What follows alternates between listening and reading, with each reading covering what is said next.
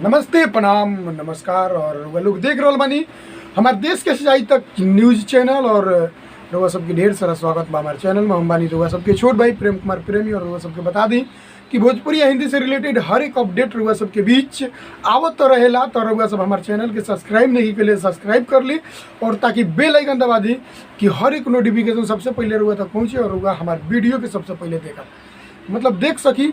और ज़्यादा से ज़्यादा ये वीडियो के शेयर करब और कमेंट भी करब और एक लाइक करब, और ये वीडियो के ज़्यादा से ज़्यादा शेयर करब। और ये जो थंबनेल देख के वो वीडियो के देखा तनी तो वो बता दी कि बगल में जो वीडियो और फोटो देख रहा बा, ये भोसड़ा चौधरी जो रंडी या मनीष पत्रकार के ऊपर कुछ गाली दे रहा बिया। तो सबके बता दी कि ई रंडी ही रंडी ऊ होली सन कि पैसा लेके और ई कहीं मरवा लिया सन, समझ नहीं। तो ये कहती है कि चप्पल से मरती, तो ई भोसड़ा चौधरी जब हमरा मिली तो चप्पलवे एकरा आगवा से कि घुसा देती, उहे चप्पलवा हम घुसा देती। तो वो सबके बता दी कि ई भोसड़ा चौधरी रंडी माधर चौध के औलाद ई कैले का भी है कि कोनो पैसा दिले बा, और ई पैसा पर कि ई वीडियो बनैले भी, और कुछ भी बोलत जाती है। एकरा कुछ समझ में आवत नहीं क्या कि मनीष को पत्रकार के ऊपर चप्पल से मारा, मैं करब ऊ करब।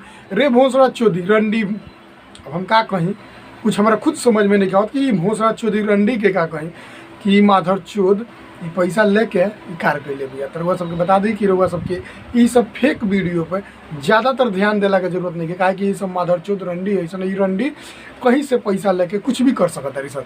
तो रउआ सबके भी मालूम बा कि पैसा लेला से रंडी कुछ भी कर सकती है। तो रउआ सब एक बात पर ध्यान देला के जरूरत नहीं। और अभी मनीष कश्यप जी गिरफ्तार नहीं की भइल, और बहुत जल्दी मामला के सॉल्यूशन हो गया। और ट्विटर पर वहाँ के ट्रेंड कर रहा बा, वहाँ के मनीष कश्यप और के नाम से ट्रेंड हो रहा बा। अब ढेर सारा लोग सपोर्ट कर रहा बा, और जे भी जनता जनार्दन सबकर भगवान जनता जनार्दन ही चाहेला तो नेता अभिनेता या मंत्री जो भी बनेला। तो ये अभी पूरा मनीष कश्यप के सपोर्ट में बहुत ढेर सारा सब ट्विटर पे हैंड हो रहा बा और हैशटैग लाग रहा बा। तो सबके विशेष करके ध्यान देला की जरूरत नहीं है। या माधर चौध जौन भी है रंडी भोसड़ा चौधरी के बात पर ध्यान देला की जरूरत नहीं है।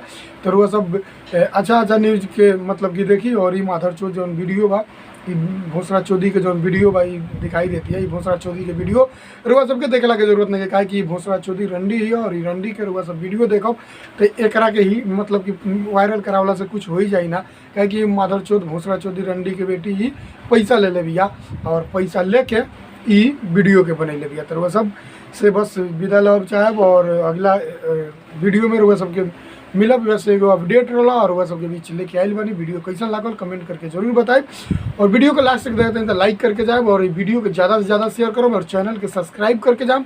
जय हिंद, जय भोजपुरी।